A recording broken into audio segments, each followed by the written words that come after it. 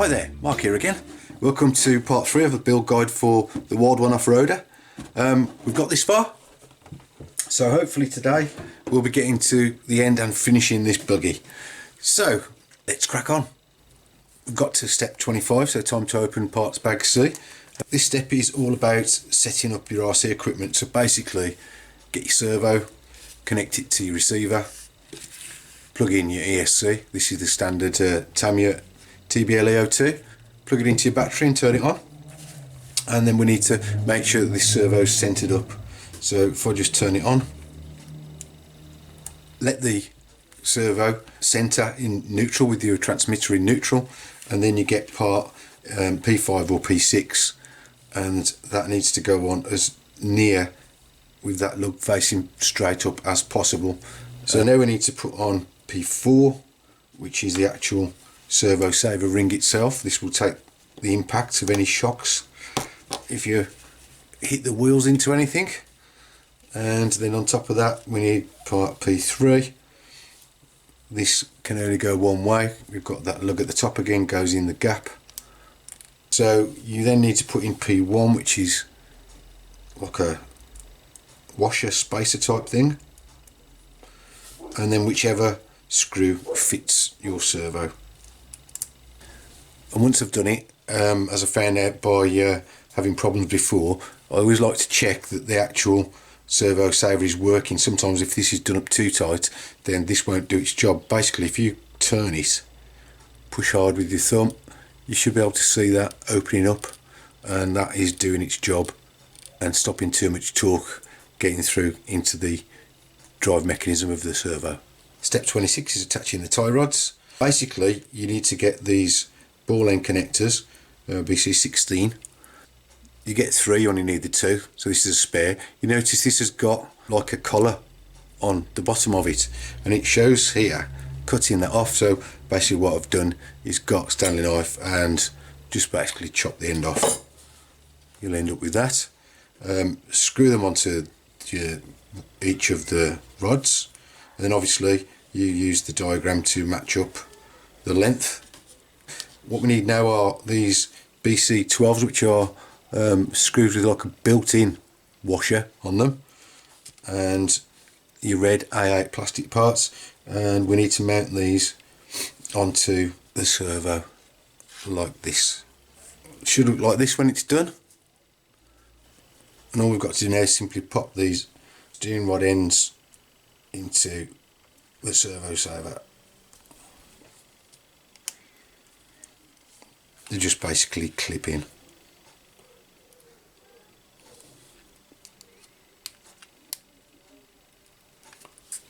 For step 27 we're going to fit the servo in.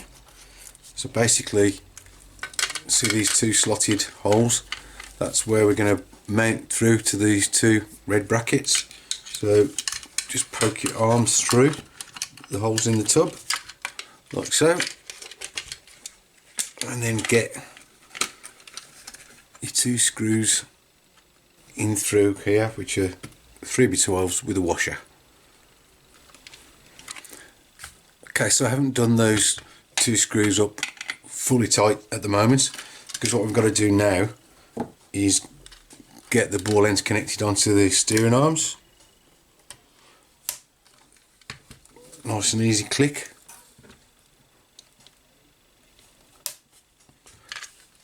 And what we can do now is make sure we've got this centered up as best we can,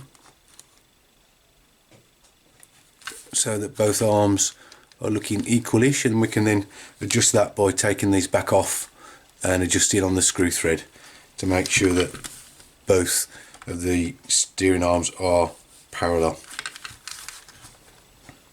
Okay, so I've got the steering set up as best I can with these pretty much in line with each other, and so I've nipped up those 2 screws underneath here in there to hold the servo in place. This step also talks about putting the ESC in, which I've done, put a standard TBLEO2 in, and then I've gone straight on to step 28, which is simply fitting the switch, which is here next to the ESC, and it's just 2 screws holding that in place. with a rubber cap, as it shows. And then I've just stuck my receiver onto the side here with a bit of double-sided tape, because I do swap these between different cars rather than keep buying new receivers. So basically that's all of that done. Step 29 is just, it shows putting a little bit of towing on the front axles, so they should be pointing slightly forwards. I must say though, with these little tie rods, see better from underneath, there really isn't much adjustment on them left. You can see nearly all the thread sticking out on both sides. I think this is quite a weak part of the kit. I might look at beefing these up a bit later, but that'll do for now. I've got a little bit of towing. So straight on to the next step. So step 30 is trimming the body. As you can see, you've got your clear Lexan. You've got on this part, we've got the actual body itself and the roof. So what I'm going to do is I'm just going to separate these with a pair of scissors and trim some of the excess off first before I start cutting close to the line.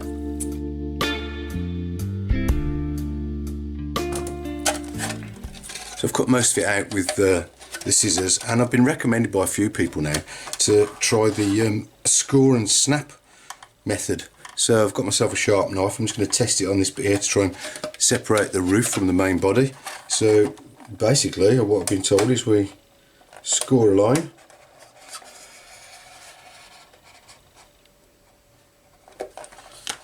and just bend it. Beautiful straight cut. So thanks for that, guys. I think I might use that method on some of the rest of the body now. I'll use some scissors for some of it, but I will have a go now at cutting this close to the lines with the score and snap method.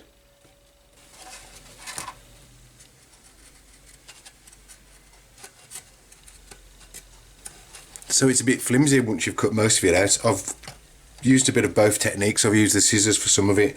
I've used the score and snap, or score and tear technique. Mixed kind of feelings about it really. Some parts it went really well, other parts I've actually slipped with a knife a little bit and I've put a bit of a score in the body, which is a bit of a pain, but hey, this is particularly a difficult cutout, I've got to tell you, especially round this little lip here for where the cockpit goes. This is all quite tricky cutting, and there's these tiny little recesses you have to cut out that are quite tricky to get in to, but as you can see, once you've scored it, it does seem to be tearing off quite easily. Bit of folding and it comes away. So yeah, I recommend that technique. It is really good, but you've just got to be really careful with your cut lines. So we did the roof panel with all the score and snap method, and this has come out really good. So yeah, basically you just need a steady hand. So right, I'm just going to rub the sharp edges down with some wet and dry, clean it in some soapy water and give it a coat of black. While I was doing the spraying, I've started another couple of little jobs as well on the build. So from now on I'm going to go a little bit astray from the ordered steps. The next step after cutting out the body, it shows is putting this hardware onto the body itself. I'm not going to do that. I'm going to put the stickers on first, which it shows right down here. I won't bother showing putting the tyres on, I'll just put those on. That's quite simple. So what we'll do now is show you what I've done so far. So here's the sprayed body. Just going to take the plastic film off that, and this is the top.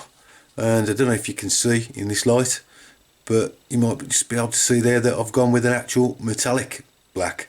It looks flat black most of the time, but now and again you get the light catches it and got a bit of sparkle, so I'm really pleased with that. I think it's a nice little change. There you see I've put a couple of stickers on this one. I've drilled the holes as it shows in the diagram. Again, done the holes in this one. So what else have I been doing? I've cut out the driver figure and I've painted in white. Now what I did with this is, as you can probably see, this is quite matte. I didn't want to paint it from the inside because obviously the polycarbonate on the outside then will give it a really glossy finish, which doesn't really seem right for a racing suit. So what I did was I went round the protective film with my hobby knife, cut round and peeled it off. I'll show you a picture of that now.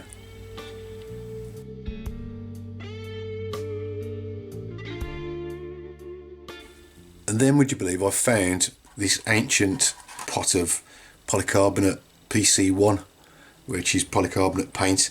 This must be over 20 years old, but it was securely tightened down, so it was okay. I painted the outside of the polycarbonate with that white, and I've done the, well, this, I think other people do these in like a flesh colour, like hands, but I thought these looked more like racing gloves. It does show just painting it white in the diagram, but anyway, that's my take on it. So I just need to peel this off and maybe put a bit more matte black on the steering wheel. I've also done his head. I took a bit of advice from Pete Wiley here, cheers Pete, who said this stuff, this plastic, is virtually impossible to get paint to stick to, and he is right. He did say have a go, a test on another piece, which I did. As you can see, it's just the paint that I'd got just comes straight back off. I wanted to do a white helmet, but hey, it's going to be red now, so just a bit of flesh paint in there for his face, and then I've got this black enamel that seems to stick quite well. That's an old pot. Seemed to stick okay. A little tip is I always put my driver's head on a bit of stick on a dowel, and I find this helps it when I'm painting, especially these lines for like the rubber surround for the helmet. Is I can go like this and turn and hold the paintbrush still. It just helps me keep a steady hand and get a straighter line. So that's how I did that. Quite pleased the way it's come out, even though it's not white. So we'll get that together in a bit. Just start to peel off this protective cover. Right, we'll see now whether the paint I've put on the outside comes away with the protective coating. Fingers crossed. Oh, no, that's given me quite a nice line there.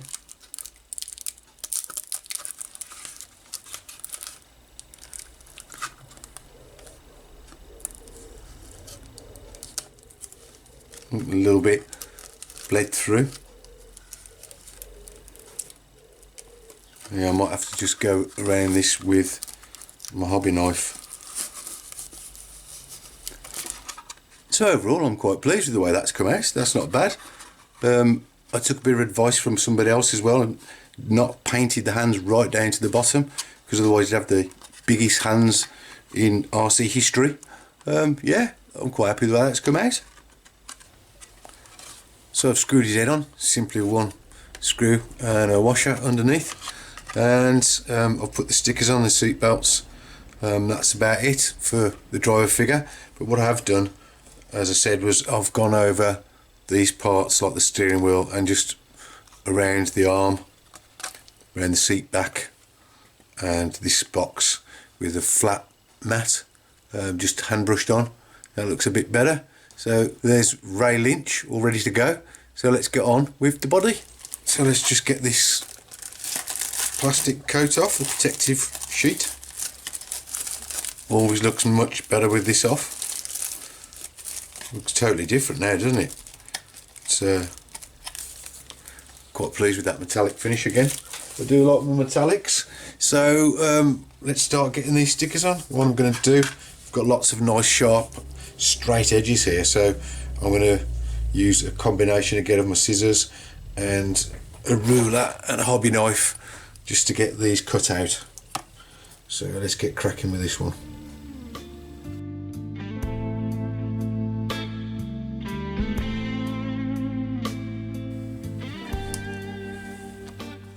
So the way that we know we've got this one lined up correctly, obviously, is these two kind of cutouts here that match up with the recesses in the body itself. So I'm going to get those lined up, cut a bit of the backing off.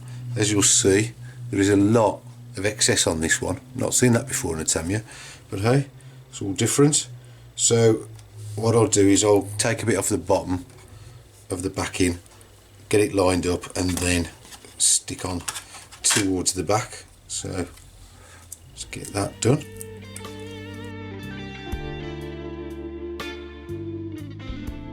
Just get that edge on and then slowly fold it over. Okay, there's sticker number 1. Well, actually, number 6. the first one done. Just going to fold that over the end, that excess.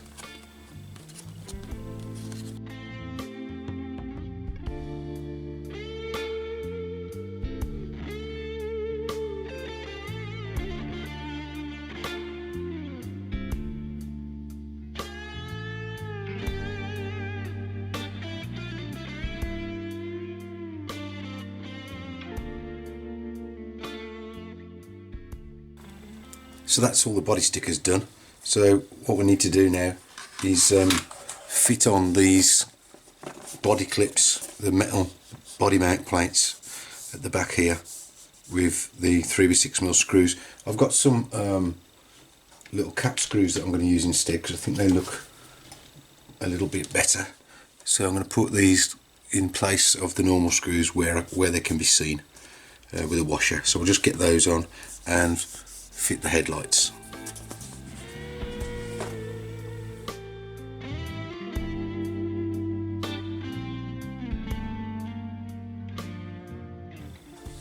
Then we've got the headlights or spotlights that just pop together, the two halves like so. And then you've got a 12mm screw and a washer that mounts through the body,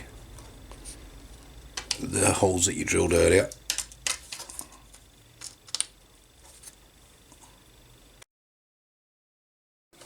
Now I'll just get the other one stuck on the other side. And to finish off the sticker job, we've just got to put the stickers on the side of the chassis and on here, and finally the Z-point stickers onto the shocks.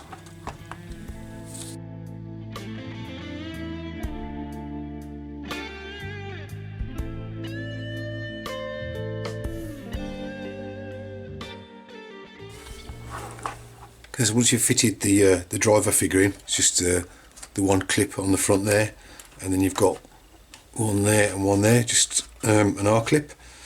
Once you've got him in, it's a bit of a squeeze. You can move these out of the way a little bit.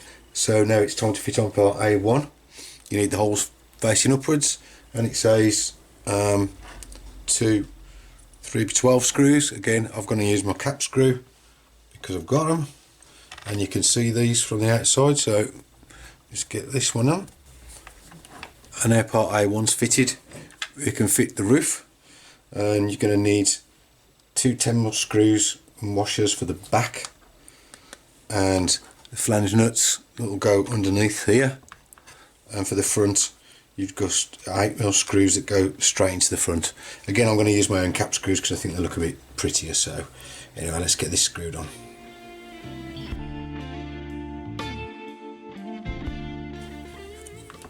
Something I've just noticed, I think it did mention earlier, you might see these little lugs here on top of the cage. You have to take those off because that's going to get in the way. So I'll just trim those off before I fit that on with my hobby knife. Steps 35 and 36 are just attaching the wheels. Basically slip your tyre on over the one-piece wheels. On the front, what we need to do is get your wheel and just pop your bearing or your bushing, one in each side. It's a nice tight fit. And put that onto the axle with your 4mm flange locking nut. And the back one's the same. Put the tyre over. As you can see, I've had a go at doing some lettering, white lettering on these. Thought it'd look good, being a classic old Tamiya buggy. So I bought this, I think it's a Pentel white paint marker. It's got a tiny, I think it's a 0.5mm tip on it, if you can see that. It's okay, but the paint is rather runny. It comes out really quick and it's very thin. This is a couple of coats on here now. It's quite laborious, I've got to say, getting it done, but I think it'll look okay just for the first few minutes anyway. I'm sure when I run it they'll soon disappear, but look nice for the first shots of the new car. So anyway, on with the back wheel. You need to get your pin and slip that through the hole in the rear axle after putting your bearing or your bushing in there first. And then we just need this, it's called a wheel spacer. The two of these are in a separate packet. They don't come on any of the trees. Obviously the side with the cross You need to put that over that pin, locate your wheel and put on your hex nut. So the last bit of spannering to do is on step 39, which is your battery place. You just got to put these BC8s, which are the really flat-headed little screws, through your BC2, which is your battery stopper, the aluminium bracket, and you've got your 3mm flange nuts. So basically it's just putting that bracket with the two nuts and those very flat-headed screws, and that just clips underneath to hold your battery in. So you've got 3 prongs fit in there, and you've got that bracket goes over the mount, which is the chrome mount. And what I like to do is, to make it easier, I've just got a little R clip and I've put a zip tie around that, pulled it tight, cut it off. Makes it easy for my fat fingers to get that clip in and out. You can always push that out the way so it doesn't get caught. So all we've got to do now is fit that body and we are finished. Here it is. Again, we've got those brackets at the back. They're just going to mount into the back rails just to keep it lined up. So again, sort those in. So there she is, done. I don't know what to say now after all this time. I've had great fun building this. I've taken my time over it in this lockdown. It's given me a lot of enjoyment building it. I've actually loved the way it's come together. I love the way it's built. I love the look of it. It's just such a classic, in my opinion. I love things like the old kind of sponsors logos they've got, your exact springs, your kind of retro, Hypercam, Engineering Rush, TVA, titanium valves, your Z-point suspension. The whole thing just pops for me. I just think it's fantastic kit. If you get the chance, guys, just to build it, let alone run it, it's been fantastic. So I hope you've enjoyed it. As I said, I'm sad it's over, but I can get out and try and run it in the garden or something. I'll try and get some shots of it in the sun so you can see this metallic paint, see what you think of that. Anyway, I'm really pleased if you followed along. Thank you very much, and hopefully, guys, keep safe and I'll see you soon. Bye.